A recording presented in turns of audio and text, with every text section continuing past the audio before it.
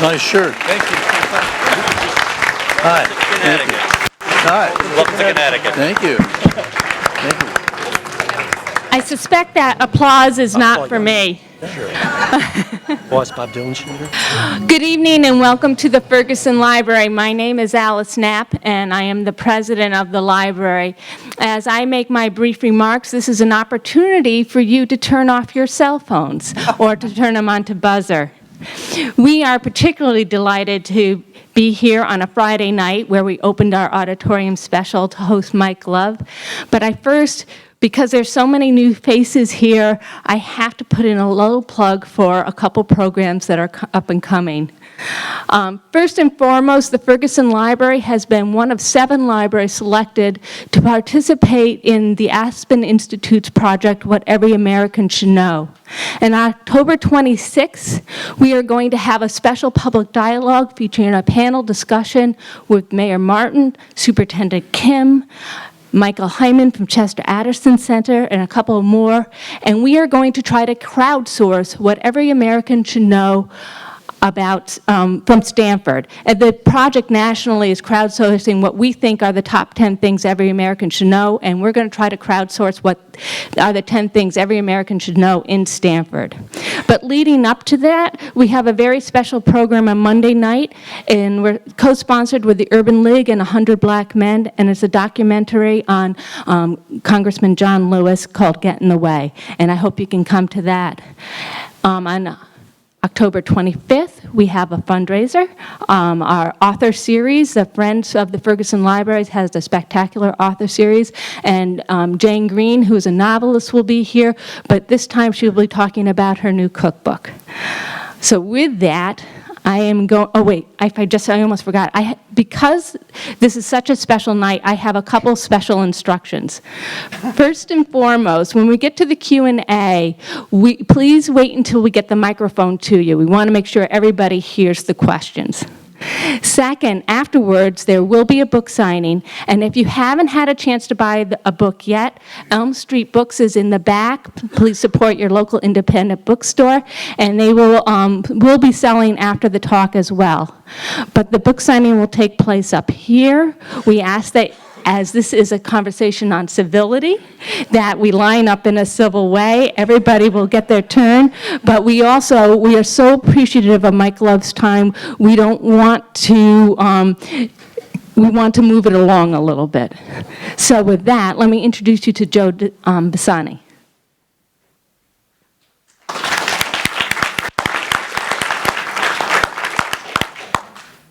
This is a record crowd. So there must be somebody pretty impressive speaking tonight. I don't have to tell you that Mike Love is one of the absolute greatest legends in the history of rock and roll. Sometimes when I get nostalgic, I'll turn on YouTube. I'll look for all the greats. I'll see the Isley Brothers singing Shout, and Rudolph Isley does his Split, or I'll watch Dion doing The Wanderer. But my preferred favorite of all those videos is Mike Love singing Little Deuce Coupe. And if you've never seen it, go on YouTube and watch it, especially when it goes like this. If she were a bird, I know she could fly. Thank you, Mike, for coming. I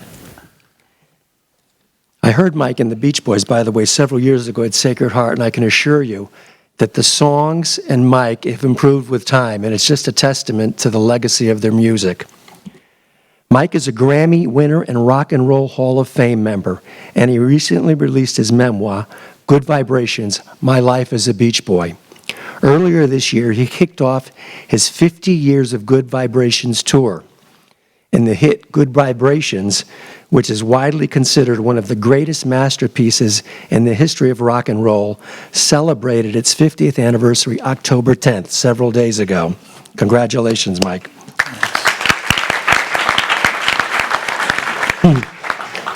For more than 50 years, he's been the lead singer and frontman of the Beach Boys. His vocal versatility is central to many of the band's signature hits, including Surfing USA, I Get Around, California Girls, Little Deuce Coupe, Be True to Your School, and When I Grow Up to Be a Man. Mike grew up in Southern California and began his singing career as a teenager, when he and his cousin Brian Wilson sang at family get-togethers. Those early influences inspired them to form the Beach Boys. In 1961, Mike wrote the lyrics and melody to the Beach Boys' first song, Surfing, along with Brian Wilson. They went on to co-author numerous tracks, which included 11 top 10 singles in the first 5 years of the band. In 1988, Mike and the Beach Boys were inducted into the Rock and Roll Hall of Fame. That same year, he co-wrote the #1 hit Kokomo with John Phillips of the Mamas and the Papas. This was 22 years after Good Vibrations, and both Good Vibrations and Kokomo were nominated for Grammy Awards. In 2001, the band received the Grammy Lifetime Achievement Award. Mike continues to enjoy life on the road and performs more than 150 shows a year all over the world. Give him a warm welcome, please.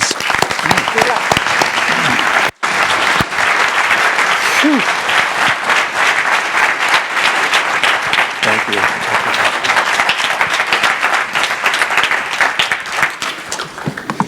Thank you very much, Joseph, and the Ferguson Library for allowing me to come in and be a part of this enlightening series. I beg your pardon, your collective pardons for reading this, but I put together a lot of thoughts and I couldn't do them by memory, so I'm gonna read, and then after I read this, if there's still people left in the room,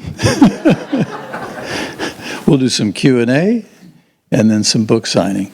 Anyway, thank you, Joseph Pisani and the Ferguson Library for inviting me to take part in this enlightening series, and thanks to all of you who joined us tonight. You've had governors and senators, business and sports leaders. These are very civilized, sophisticated people. I hope as a person from the rock and roll world, I can bring something to the table. I was asked to talk about civility in rock and roll. Well, this is going to be a very short conversation because there is none. No civility. Nope. Good night, everyone, and thanks for coming. Please buy my book on your way out. I'm kidding, sort of. Civility in rock and roll. Okay, I'll give it a shot. But this isn't going to be completely easy. Let's begin at the beginning. The very nature of rock and roll is uncivilized. It's kind of the point of rock and roll in the first place, to be anti-establishment. Rock music started as a youthful rebellion. Take it from this 75-year-old lead singer and songwriter, the purpose of rock and roll is to disrupt societal norms, or it has been with some people anyway. Although most people don't think of the Beach Boys in that way, but look at the Beach Boys classic, Fun, Fun, Fun. It's a song I've sung about 6,000 times on 6 continents and usually closes our concerts. Well, she got her daddy's car and she cruised through the hamburger stand now. Seems she forgot all about the library like she told her old man now. Now, right off the bat, that's not very civil. You have a young woman who's clearly told her father she was going to study, but went to the hamburger stand instead, probably to meet a guy. Immediately after our lead character is positioned as a liar, she lies for a greater purpose, to seek a better life for herself, to seek fun. Fun, fun, fun. Joie de vivre. As kids, we identify with her rebellion. As parents, we think that she's a bad influence. Perspective is everything in music and in life. Then she calls her father an old man, which, let's face it, isn't very nice. I have a 20-year-old daughter, and she hasn't called me old man yet, at least to my face. She's not that cruel. The song seems quaint now, but at the time this song was pretty revolutionary. Any guy from the 1960s could steal his old man's car, but in the early 60s, in the midst of the women's movement, a young woman who takes a T-bird under false pretenses was pretty radical at the time. Let's continue. And with the radio blasting, goes cruising just as fast as she can now, and she'll have fun, fun, fun till her dad takes the T-bird away. Okay, now we really see this young lady's true colors. She's playing her radio too loud, she's speeding, and she wants to annoy her father to the point where he'll be forced to ground her by taking away her T-bird. This is not civilized behavior in the slightest, but it's very American, and it's very rock and roll, which has always been a metaphor for freedom. And I think that tension, freedom versus restriction, has driven and often divided our country for as long as I've been alive, and probably longer. I grew up in a home where my mom loved opera. She used to wake me up to go to school with opera. Boy, did opera bug me. It bugged me in grade school. Let's face it, you can't dance to opera. God bless Puccini and Pavarotti. Amazing artists indeed, but I prefer Chuck Berry, Little Richard, Smokey Robinson, and Bruno Mars for that matter. To understand rock and roll, you have to know that whatever seems daring and bold now will soon become the establishment. Look at a gifted artist like Kendrick Lamar. You may not know him, you may not like him, you may not understand him, but in a few years he's going to be music's establishment, and some young artists will dethrone him, just as so many have been dethroned in the past. From 1961 to 1966, the Beach Boys were untouchable. In the first 5 years of our existence, my cousin Brian and I wrote a dozen top 10 singles. This includes the aforementioned Fun, Fun, Fun, as well as I Get Around, Surfing Safari, Help Me Rhonda, Surfing USA, California Girls, and Good Vibrations. And let's not forget Deuce Coupe. Good Vibrations turned 50 this week, as was pointed out by Joseph. And it sounds better than it did in 1966, and I'm only a little biased. To put this in perspective, the Beatles and Michael Jackson are the only other artists who have produced 12 top 10 singles within their first 5 years. So there we were in our Pendleton shirts, like all the surfers wore, except we weren't great surfers, but it didn't matter because everyone assumed we were. And every transistor radio played our songs. For 5 years, nonstop, the girls were screaming. The radios were blasting from the bandstands to the beaches to the boroughs, and on every street and every neighborhood across the nation. We were America's first boy band, and we didn't even know it. But then, in an instant, the world changed radically. To quote The Godfather, "This is the business we have chosen, and youth always wins. The only exception to this rule is Tony Bennett. He's cool at 90. He's so cool everyone wants to be like Tony Bennett. Even Lady Gaga wants to be around him so she can look cooler. That's how cool Tony Bennett is. He's my hero and my role model, and he sets the bar for all of us. I've been on the road touring for the better part of 50 years. I picked up a few of the rules of the road in rock and roll. These rules can help you stay more civil and sane. I'm going to touch on 3 of these rules, and there are probably more. Rule number 1, to stay civil in music, you have to understand things are going to change. You won't be on top forever. But if you hang around long enough and stay true to who you are, the audience will come back around, and I'm living proof of that. That doesn't mean repeating yourself. Good Vibrations is largely seen as the most avant-garde single in rock history. It was a crazy, elaborate recording that even featured a theremin. The instrument, until this point, was only heard in horror movies. The instrumental track to Good Vibrations was recorded in several studios. At the time, it was the most expensive recording ever. But at its core lyrically, it's a poem inspired by a beautiful girl who was all into peace and love and flower power, which was totally happening in Southern California in 1966. And it's still very much in the Beach Boys ethos. So that's why I'm picking up Good Vibrations and Excitations, which really isn't a word, but it should be. When I'm done with this book tour, I'm going to petition Webster's to make Excitations an official part of the English language. So wish me luck. So after our landmark Pet Sounds album and the glory of Good Vibrations, we ran into a wall. We lost our quarterback. Brian Wilson struggled with drug addiction and emotional ups and downs. He would never quite be the same. By 1969, music shifted into the psychedelic era. It wasn't our time anymore. Our shows weren't selling out. There were a couple of nights when it seemed like there were more people in the band than there were in the audience. And that was hard. To move from number 1 with a bullet to the back of the discount rack before you're 30 seemed like a cruel fate. Woodstock happened and we weren't invited. There were lots of lean years, but we kept at it, and culture would find us from time to time, like it did when Happy Days and American Graffiti started reintroducing our songs to a new generation for the first time. And while we were able to do it again and bring Brian back for a while, it was fleeting. But then, 22 years after Good Vibrations, a little song called Kokomo became a #1 hit for us. The Beach Boys were suddenly cool again. They were playing us on MTV. We were in movies and TV shows. Thanks to John Stamos, we were part of Full House, which in its heyday was watched by more than 25 million people per week. We didn't play Woodstock, but eventually we were center stage at Live Aid, multiple Farm Aids, the Statue of Liberty's 100th anniversary salute, the Super Bowl, and the White House. And on one day alone, July 4th, 84,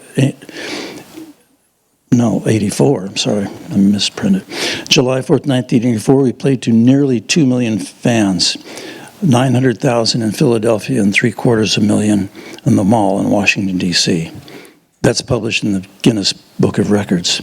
Which brings me to my funny story about Civility. Our former Secretary of Interior, James Watt, appointed by President Reagan, once banned the Beach Boys from 1983's 4th of July concert on the National Mall, an event we had played before. Mr. Watt thought the Beach Boys would attract the wrong element. It was a mid-'80s version of a basket of deplorables. And opted instead for a more wholesome program featuring Wayne Newton. That wasn't so civilized of him, or dare I say patriotic. Wayne Newton's most famous song was Dankeschön, which is not exactly what you want to hear while eating hot dogs in the blazing sun in front of the Washington Monument and the Lincoln Memorial on the 4th of July. I mean, you don't get much more patriotic than Surfin' USA. Sure, Irving Berlin wrote about America's mountains, oceans, and prairies, but we literally put parts of America on the map. I'm talking about Doheny Way, Redondo Beach, LA, Waimea Bay, and later Aruba, Jamaica, Bermuda, Bahamas. If I weren't a rock singer, I should have been a cartographer. Teachers would literally send us fan mail and talked about how our music was helpful to get the kids interested in their geography lessons. Needless to say, Mr. Watt got a lot of hate mail from the Beach Boys faithful. In fact, there was something like 40,000 calls to the Department of Interior, which jammed up their phone lines for 3 days. To his credit, Secretary Watt claimed he wasn't familiar with the music of the Beach Boys. I'm not sure how he could escape it. My guess is he was probably spending too much time at the Opera House. But one person who was a big fan of ours was First Lady Nancy Reagan. You talk about an extraordinary woman who epitomized civility. I loved Ronnie and Nancy, and we remained great friends until she passed away. So Nancy called Mr. Watt out on the carpet. She told me at the time, Mike, Ronnie and I have always been fans of the Beach Boys. And before you knew it, we were back on the Mall. Let's get to rule number 2 on how to be civil in rock and roll. Don't insult the top people in our industry. I very famously did that at the Rock and Roll Hall of Fame induction ceremony in 1988. Now, I've witnessed pretty much all the ups and downs of the music business. If there's anyone in the audience who wants to be a singer, do yourself a favor and find another career, because it's rough. The Beach Boys are a great case study on just about how rough. We've had it all: betrayal, drug use, groupies, marriage, divorce, mental illness, lawsuits, landmark court cases, a greedy, abusive uncle, death, run-ins with Charlie Manson, cancer, and more. It's all in the book. You should read it. While there was harmony in our records, there was plenty of discord in our lives. I've been married 6 times. That alone should have killed me.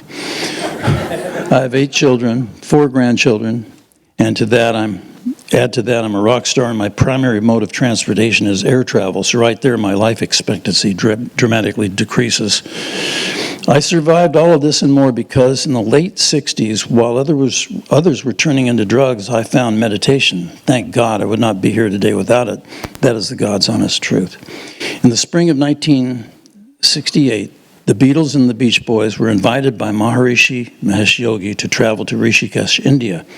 Rishikesh had been an important spiritual place to many millions of people over the years. It's situated where the Ganges River flows out of the Himalayas. And to be in that atmosphere was something incredibly special. During our time in Rishikesh, Maharishi had us go and meditate for hours on end. Prudence Farrow, you may know her as Dear Prudence from the Beatles' White Album, took this instruction to heart and didn't come out of her room for days. At the end of each day, Maharishi would lecture us on the knowledge he'd gained from his master, Gurudev, divine teacher. Maharishi's meditation technique, which is still taught to this day, is called transcendental meditation. Students are taught to develop the inner value of life as well as the outer value in order to be truly complete. So that meant I didn't have to give up worldly life or my Jaguar. Transcendental meditation has guided me the last 40 years of my life, and I'm forever grateful to Dennis, my cousin Dennis, for making the call to me in London, insisting I return to Paris to learn TM from Maharishi. By 1968, both the Beatles and the Beach Boys had plenty of fame. We were looking for something deeper, and Maharishi taught us how to go beyond thinking and action in order to grow from within. That time we shared was one of the most profound and pivotal moments of my life. So let's get to the part where I piss everyone off. In 1988, the Beach Boys were inducted into the Hall of Fame, Rock and Roll Hall of Fame. It's a brother and sisterhood I'm proud to be a part of. I didn't fully realize it then, but I certainly do now. The company of artists in the Rock and Roll Hall of Fame are extraordinary. My idol Chuck Berry is in the hall. The Everly Brothers are in there. Many artists who influence us are in there, and many artists who are influenced by us are in there.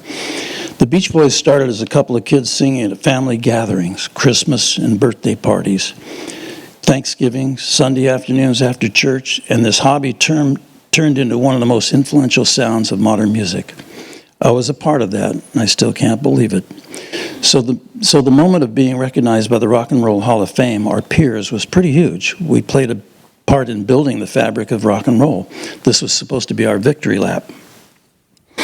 But back in 1988, I was going through a tough time. My wife's younger brother, Christopher, just passed away from a brain tumor. It seemed unfair someone so young would be taken so sudden like that.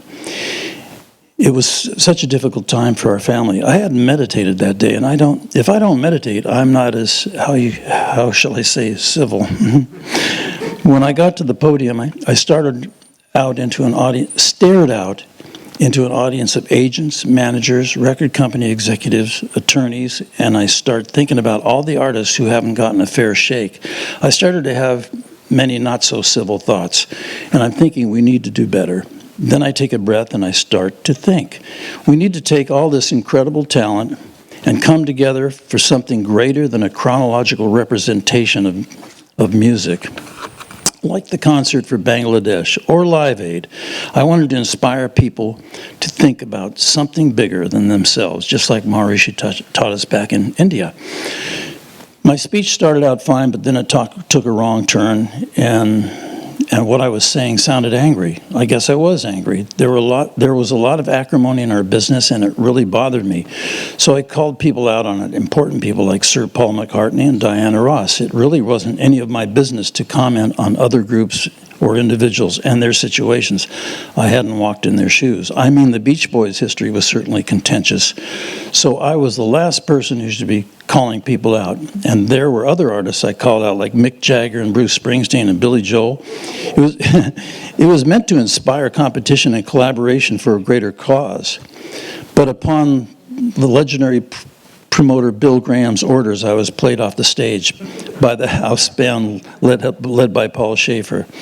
I know it was truly in my heart, but it remains one of those more uncivilized moments in rock and roll. Carl Wilson, my cousin, was backstage telling people our careers were over. These were pre-cell phone days, and the press ran to the payphone booths to call in their stories. And inside the front page of the New York Post, there it was in bold headlines, "All you need is love." Take it from me, all press is not good press. Years later, the speech got released on YouTube, and its legend grew again. To anyone who thought I was an asshole, it added a lot of fuel to the fire. Some people thought it was cool I took a shot at the music business. Some people thought it was very rock and roll of me to challenge the establishment. A few weeks ago, someone said I was like the original Kanye West. But I have to be honest with you. If I could take it back, I would. You know, the great thing about living a long life is perspective. And when I think about all the extraordinary talents we've lost too young, Jim Morrison, Jimi Hendrix, Janis Joplin, my cousin Carl and Dennis, John Lennon, George Harrison, Michael Jackson, Amy Winehouse, Whitney Houston, Glenn Frey, David Bowie, Prince. The list is painfully long. And I'm lucky to do what I do and to do it for so long, for so many fans, to bring joy to so many people, to take this music around the world, to be an ambassador of rock and roll. Well, I'm just grateful, and I'm so grateful. I wish I would have been able to say all that in 1988. But all I can do is express my gratitude tonight and every day forward. Better late than never. One of the great things about writing this book is how it forces you to trace your perspective. When you stumbled, where you grew, how you got to where you are today, and while it doesn't change or excuse any of your behavior from the past, it does allow you to try to make amends with your past. At the end of last month, I got to return to the Rock and Roll Hall of Fame. I got to say pretty much what I just said to you. I got to say I made an ass of myself to half of Cleveland, and while it's never fun to admit you're wrong, I felt a little better in doing so. So if rule number 1 is things will change, you have to deal with it. And rule number 2 is don't say shitty things to people because it will hurt you in the long run. Rule 3, our final lesson in civility and rock and roll is it's only rock and roll. Meaning whatever you do, it's all the same. It doesn't matter if you write 12 number 1 singles in 5 years, if you're the biggest band in the world or just starting out. Unless you went to battle to defend our country, or you're a nurse helping children in need, or you're bringing clean water to people who are malnourished, honestly and truthfully, it doesn't matter. There are just so many things. There is no such thing as a rock god, and you shouldn't make any of us deities. We're not that deserving. Admire someone's talent and songs? Sure, but let's not make it more than it is. Our songs don't take shape until they're embraced by your lives. We as artists are in service to you, the audience. It took a long time and quite a few crazy stage outfits to realize that. It's not about me, it's about you. The late David Bowie was very unassuming and treated everyone the same. If people fawned all over him, he'd immediately switch the conversation and ask about their lives. The boss, Bruce Springsteen, is really good about that stuff too. Artists like this never forget where they came from. My dad and his dad worked in the sheet metal business. That was the path I was supposed to follow. That was supposed to be my destiny. If any of you know how hard the sheet metal business is, you'll want a career in music too. You'll want to do just about anything else. It's back-breaking, intense work. It's further complicated by fluctuations in the economy, global trade, technology, and more. That's a real job with real challenges that my father survived, and at times,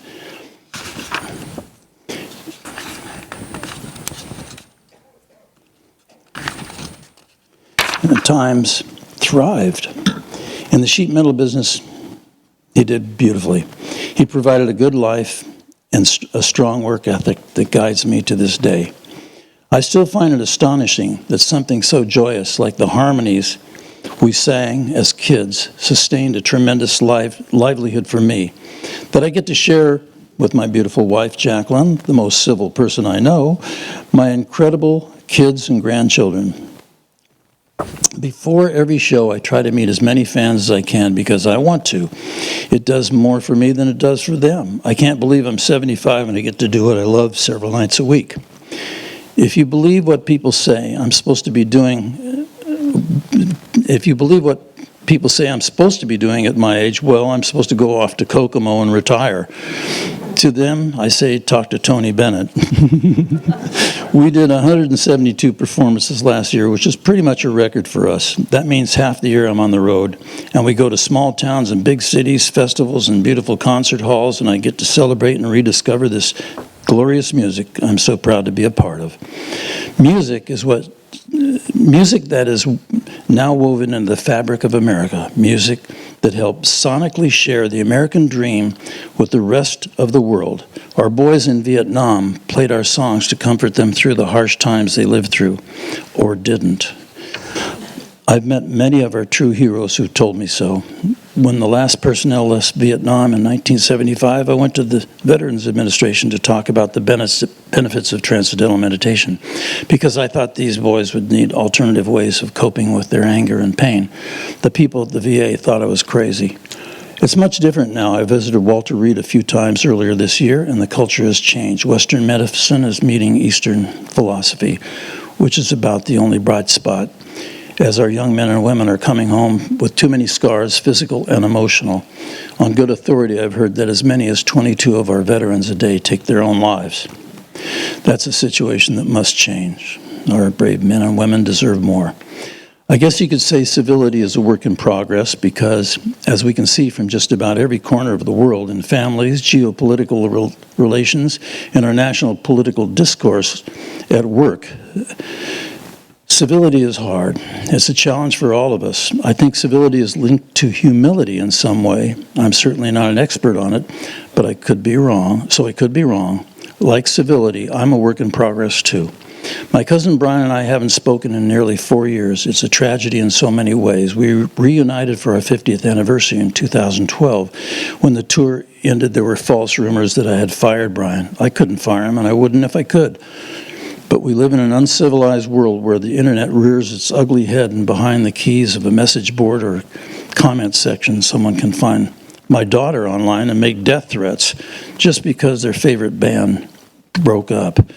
These aren't kids. Some of them are grown men in their 40s and 50s. We must and we can do better. I applaud Joe and this very group tonight for fighting for more civility in the world. God only knows we need it. As I've said many times before, if it's just Brian and I by a piano, it's magic, like 1962 all over again. But that gets complicated.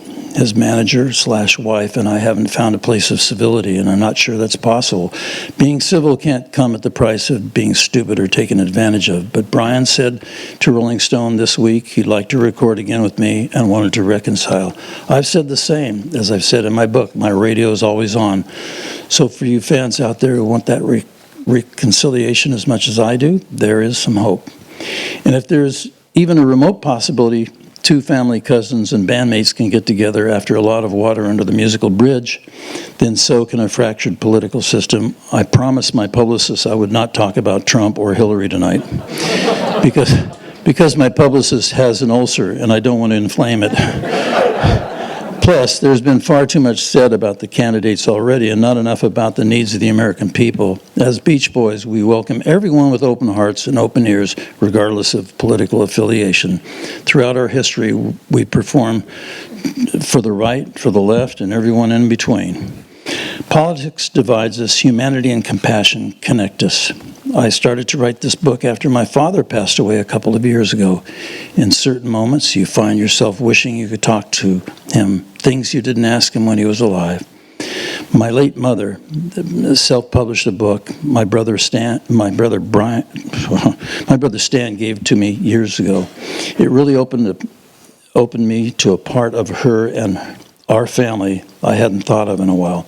Her love of music, all music, yes, even opera, set the stage for what was to come in my life. And I'm the luckiest kid from Southern California because of the gifts she gave me.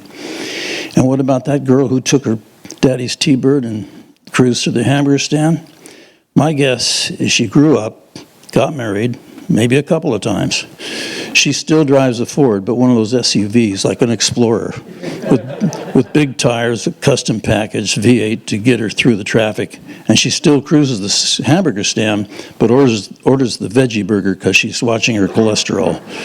She's still blasting music, not in a rebellious way, but because she damaged her hearing from listening to rock music too loud. And she's got a daughter of her own, probably a teenager or young woman in her early 20s, like my daughter Amba, who wears a Rolling Stones t-shirt just to piss me off. One night, this young woman is going to take the keys to her mother's Explorer, and she'll sneak out to find a life and a world of her own. With any luck, somewhere within all this, she'll find a little bit of civility. And thank you for having me. All right.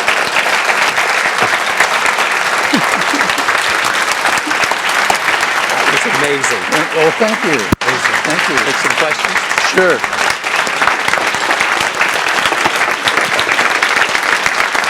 With it. Thank you very much. That's the seventh inning stretch right there. Permission. Yeah, the Colbys. How are you? Anybody have a question? Oh, there we go. Yes, Make it an easy one. It's the first one, you know. it'll be very easy. Any thoughts about Bob Dylan, his influence on you and him receiving the Nobel Prize? Other for than being literature? jealous? You know, I think it's fantastic that for him to get the Nobel Prize. I mean, certainly one of the great authors and thinkers of our last century, and I think it's fabulous. I had a little experience with Bob Dylan at one time where I went to visit this anti-war rally in New York. I mean, we're talking about ultra-left, radical, anti-war thing. And Bob Dylan said to me, "Mike, you should go out and sing California Girls." I said, "Are you kidding me? California Girls in this crowd?" He says, "Oh yeah, they dig it." So he made me do it, and I did it, and so I don't know. I think he's a little bit of a Beach Boys fan, as we're Bob Dylan fans, and also a guy named Terry Melcher who produced Kokomo, and he's Doris Day's son. He did the Byrds, and he was responsible for Bob Dylan going electric because of the success of the Byrds with Bob Dylan's music. Okay. Love, love, love, love that book. You do not want to put it down, and it's the honesty that comes through, and you take me right back to that place and time, your faults and everything, and it's just a gift to read it. And I thoroughly enjoyed it. I have two questions. I guess I can only ask one. I love the photo on the cover of you guys at the beach, and I'm wondering if you can remember what was going on in your minds at the time that photo was taken. It was taken at, that photo in the front cover of the book was taken at Paradise Cove, this really beautiful spot just in the northern part of Malibu. And I was just thrilled to be taking our first photo session for a record deal that we had just signed with Capitol Records. So, and we all had our Pendleton Mills shirt, the one that's like that's a recreation, right, of the ones we wore. And that's what we wore on the first couple album covers, because that was the uniform of the surfers at the time. You have a T-shirt on, your jeans, and a Pendleton shirt. In fact, we were going to call ourselves the Pendletones. But somebody intervened, thank goodness, and said, "Your song called Surfin', how about the Beach Boys?" Oh yeah, okay, that's good. Better than what we had. So yeah, I was just thrilled to be there. Hi, I first want to say I really enjoyed your talk. Thank you. And thank you for your music and contribution to music. Thank you very much. I wanted to know, over the years, you have this association with Dean Torrance. Yeah. Is there any chance of Dean coming in as a Beach Boy after all these years? Well, you know, he comes out on stage with us, and if he's around, we'll do Little Old Lady from Pasadena, or Surf City, which we do in our shows anyway, because I know it's not the Beach Boys hit, but it was #1, and it's in that genre. So, so we're good buddies. In fact, he had me do the foreword for his book. Yeah. And he did the logo, the Beach Boys, the stylized writing. Yeah, he's a really neat guy. When Jan Berry got into a wreck and was paralyzed, Jan was in a coma for I don't know how long time. He was paralyzed when he came out of it, and he's since passed away. But Dean went into album cover design, and he's really brilliant. He went to University of Southern California School of Architecture. So we're both Pisces, and we're good buddies. Yeah. All right. Do you recall any performances that stand out particularly to you in your career? Yeah, Czechoslovakia in 1969, 6 months after the Russians invaded and deposed their leader, whose name was Dubček. And he was in our audience when we played there. And when we flew into Prague, there were Russian tanks lined up on one side of the runway and Russian fighter jets on the other side of the runway. And that was the most intimidating landing you'll ever have. Because, I mean, you looked out, one side tanks, other side jets, and we represented America and rock and roll and relative freedom. So when we played there, it was absolute pandemonium. We were in a town hall that was, a few hundred years old, and literally the pillars were sweating. There were so many people packed in there, and there were people outside that couldn't get in. And it was just a phenomenal. We had a song out at the time called Breakaway, and I, being the wise ass that I am, I dedicated it to Dubček, who had been deposed by the Russians. Breakaway? Yeah. That was one of the most special times. The other time was walking out in Washington, D.C. in the monument grounds there and getting a standing ovation before we did anything. I said, don't these people have any patience? I mean, it's unbelievable that the music that we had done, affected people in so many great ways. Like I wear a bangle that was given to me from a guy who got it in the Central Highlands of Vietnam. There's a group of people, the tribe called the Montagnards. And they were allies of the U.S. because they were Buddhist. And as you know, communism doesn't want anybody to be anything but communist. So they were natural allies with the U.S. And so it means a lot to me that our music has meant that much to people. Hi. So I just want to say I'm a huge fan. I think they're favoring the back room. If you're I'm switching over. Kokomo was my first memory of music ever, being like 2 years old around the time when it was getting really popular. So I've been a huge fan forever. Finished the book last night, and I think much like the Beach Boys music, it draw the line perfectly between the melancholy and the joys in life. And I think that was what the best part about Beach Boys music. And I think the book captures that perfectly. In the book, you spoke about some of the songs that you had that were never released, some solo songs. And when I saw you this summer, you did Pisces Brother, which is one of my favorites. And you also did another song that's rarely gets played or talked about, which is Summer in Paradise, which is one of my favorites. We've been doing both of those lately. Yeah, it's been great, and I really enjoyed it. And I was just wondering, now both of those songs are sort of hard to come by, and I know there's a lot of unreleased music. Is there any plans to release the actual unreleased stuff and re-release Summer in Paradise, which now goes for a lot of money on eBay and is harder to get? Well, we've been in discussion with 3 different musical entities or labels, and we're hoping that we can resolve something by the end of the year, at the very latest, the early part of next year, because everything shuts down between Thanksgiving and Christmas. But I look forward to putting out something hopefully in the first quarter of next year. If not, then in the spring. Yeah, I've been stockpiling songs, as you probably know, for many years, but there'll be new versions of them. There'll be updated productions. Yeah, thanks. Hi, I'm over here. So it's kind of a 2-part question. First part, are there any tricks to Is that a song? way of getting in 2 questions? Yeah, it is. It is. It's a cheat. Yeah. I see how he rolls. So the first part is, are there any tricks to songwriting you could share with us? And secondly, have you ever dealt with writer's block? And if so, how'd you deal with it?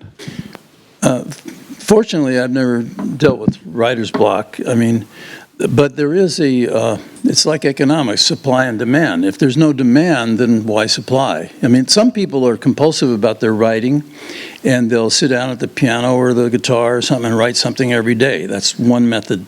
I have never done that. I work on inspiration or panic, depending. Like, for instance, my cousin Brian had done this brilliant track in Good Vibrations, and I came up with, I'm picking up good vibrations, she's giving me the excitations. But then I had not written the verses, and he was waiting for those. And so on the way to the studio, the night we were recording it, I had to dictate the poem that I wrote, which became the verse my cousin Carl sang. on the way to the studio.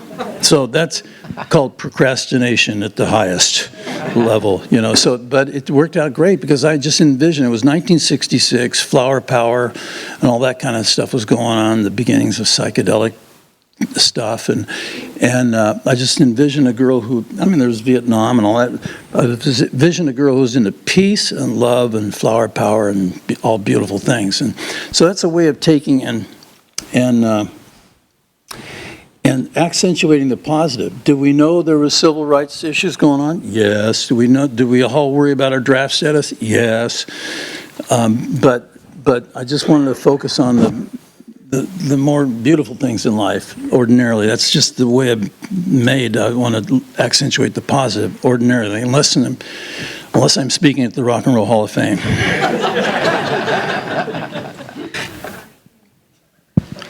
Hello. Love You is a very weird but very great record that's unlike anything else the Beach Boys have ever made. So I was wondering, what did you think while making it, and how do you look back on it?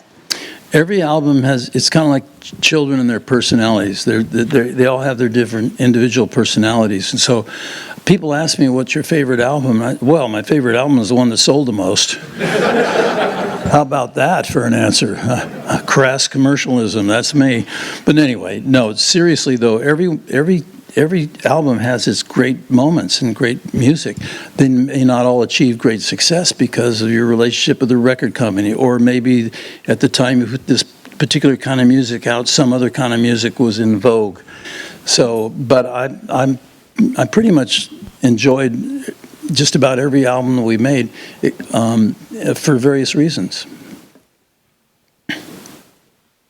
Was there a particular time, a moment, when it dawned on you, or you suddenly realized this was going to be your life's work and your profession, and that it had evolved from family gatherings and a hobby?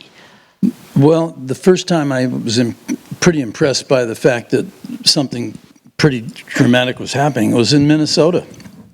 Outside of Minneapolis, Minnesota, there's a place called Lake Minnetonka, which is a beautiful place, and they have a ballroom, or they had a ballroom out there. Danceland, I think they call it. Anyway, it was one of those times when you're on a Midwestern tour and you're doing all these ballrooms and armories, things like that. Nothing fancy about it. The sound systems were rudimentary. They were not great. So we did 4 sets. You do a 45-minute set and then take an intermission, and you come back and do 3 more. So after their second set, we walked out to get some air in the back of the place, and the line of cars was coming down the road for about a mile. You could see lights, and people had broken the windows to try to get into the place because they'd sold it out and they wouldn't allow many more people in. So I said, wow, this must have been what it was like when Elvis started out. You know, it was just really simple. It was like 1963, I think it was. It might have been 2, though. Anyway, that was the first impression that I had of we may have been touching on something pretty special. And that was very early on. So. I'm over here. Hi. Thank you so much for my lifetime of music with you. I grew up with your songs, have loved the Beach Boys all my life. Never got to see you until several summers ago. I was in the front row right here in Stamford to see you. What a blessing for me. And I'm sure that I'm not alone in this room. So to thank you for coming to our city again. Thank you. To spend time with us. And I'd like to know what lies ahead. Can you tell me what's in the future? Yeah, I think there's some documentaries, there's some new music, and I would like to write a play about the Beach Boys. You know, the Jersey Boys was an amazingly successful thing, and I think there have been a couple of attempts at doing something along those lines, but nothing with the reality and the truth and the real dynamics that have gone on with the Beach Boys. And I think if you like somebody referred to truth, if it resonates with truth and actual reality, I think that underpins the story of the Beach Boys. Now, there's been a lot of ups and downs and ins and outs and not so great things about what went on in our lives and in business and interpersonally and stuff, but that would be missing out on the overwhelmingly positive thing of the effect that music has had on people all over the world. And so, we've had fan letters from Russia and China, and we've had hit records in Israel and Norway, Sweden, Denmark, Holland, France, Belgium, you name it, and South Africa and Australia, New Zealand, Philippines, Japan. We go to Japan and we'll start California Girls. Dun, dun, dun, dun. They go, ah, It's amazing to me that even in places where people don't understand what we're singing when we're saying, the Superstock Dodge winding out in low, but my fuel-injected Stingery's really... Anyway, all these car song lyrics, there's no way they're going to understand what we're saying in Germany. But they love the beat and they love the sound and the fact that we're from America and it's rock and roll. So I just think you have to... I keep in mind the most positive parts of what we've done, the music. Yes, why don't we take this? You're going to get carpal tunnel here or something. No. Wait. Yeah, I got the mic over here. Oh, yeah. Well, we'll take his in the meantime. Okay, I grew up right near you, and I know Paradise Cove well. Okay, we won't take his in the meantime. You grew up around here? I grew up in Beverly Hills, Beverly Hills? Holmby Hills, yeah. But, you were a part of our life. I just can't thank you enough for your gift that you gave to all of us. And I used to take my dad's car at 15 and, blare the music. It was just such a joy. I just have to thank you. And I've seen you many, many times in concert. A testimonial from another California girl, maybe, huh? I have a million questions I'd like to ask you. Could you have time to go for a drink? But I'm married, 3 kids. Okay, all right. Not 8. But what I wanted to ask you, and there was so many reports of what was done to your cousin by his abusive father. Yeah. I wanted to ask you about your parents, your family life, and also how they reacted to the kind of music that you wrote and sang. The most abusive my mother was at 6:30 in the morning putting on opera music. That was rough. If you can imagine a soprano hitting a high note and getting you up to go to school, it's traumatizing, okay? But no, my father was a hardworking guy whose devotion to his family was an inspiration. And he was not afraid of hard work. In fact, people say, oh, you did 172 concerts last year. That's really hard. I said, no. What my father and my grandfather did, that was hard. Sheet metal work, that's hard. So I just keep it in perspective, and we got the musical love of music and the musical environment from my mother and my mother's family. And I got the work ethic from my dad. So it's kind of a blend of the two.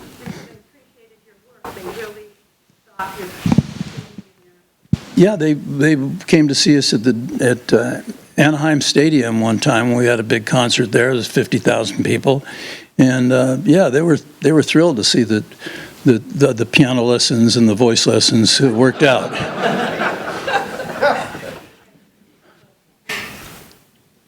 Were groups like the Andrews... I'm sorry, the time's up.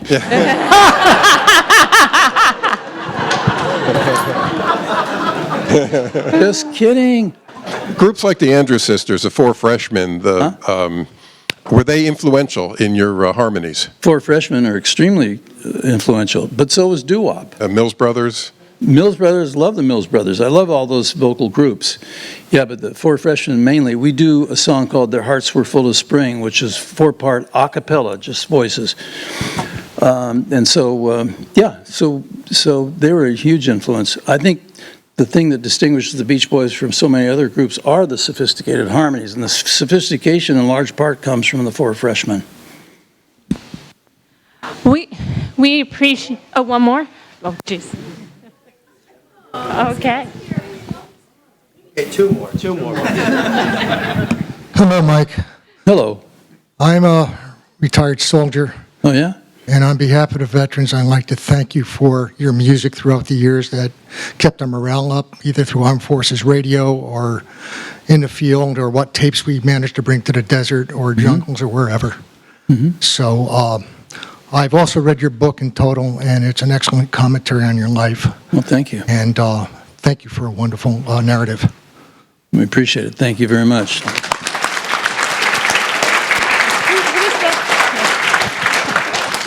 Wow, I get the last one. That's cool. So, as a part-time musician and a student of rock and roll history, it was a pleasure hearing you. I have to ask, given that the music industry has changed, nobody's buying records anymore, people are getting all sorts of media different way. I find it very hard to believe that people are, or bands like you, like the Beach Boys, are going to have a long career anymore. Just wanted to get your thoughts. Is there any hope for today's musicians to have a long, illustrious career like the Beach Boys, or is it kind of a lost hope?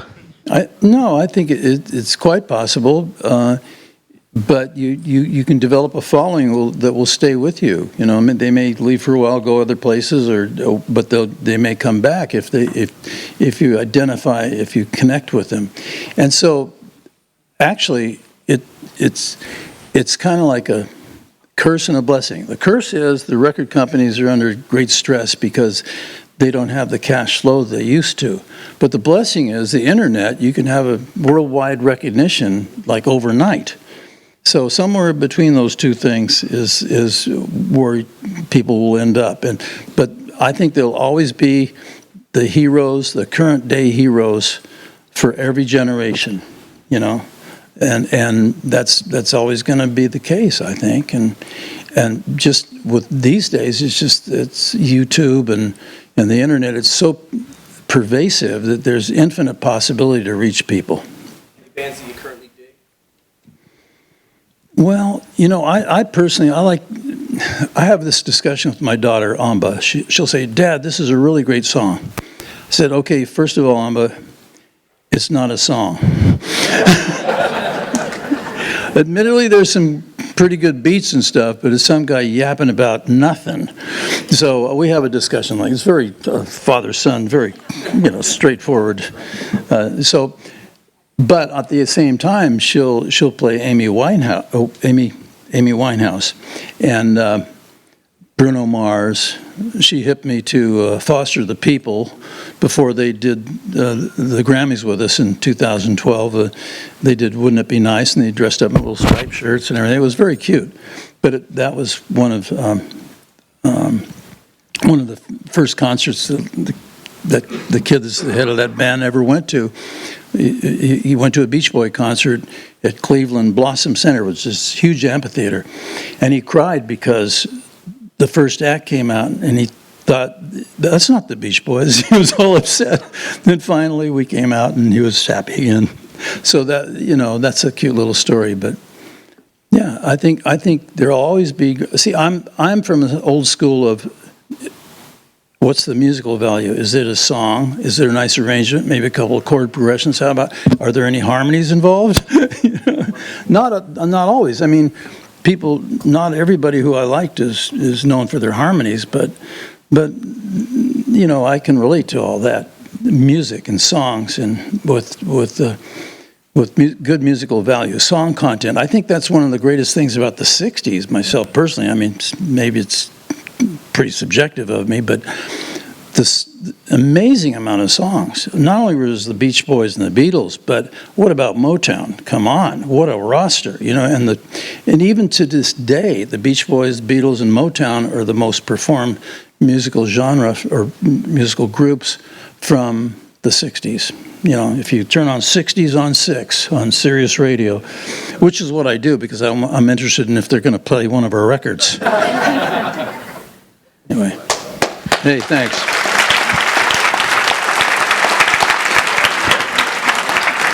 Mike will sign books over here. Okay. On behalf of the Dylan Schneider Group, Hearst Media, and the Ferguson Library, thank you. Thank you. Thank you. Yeah, water would be great. Hi there.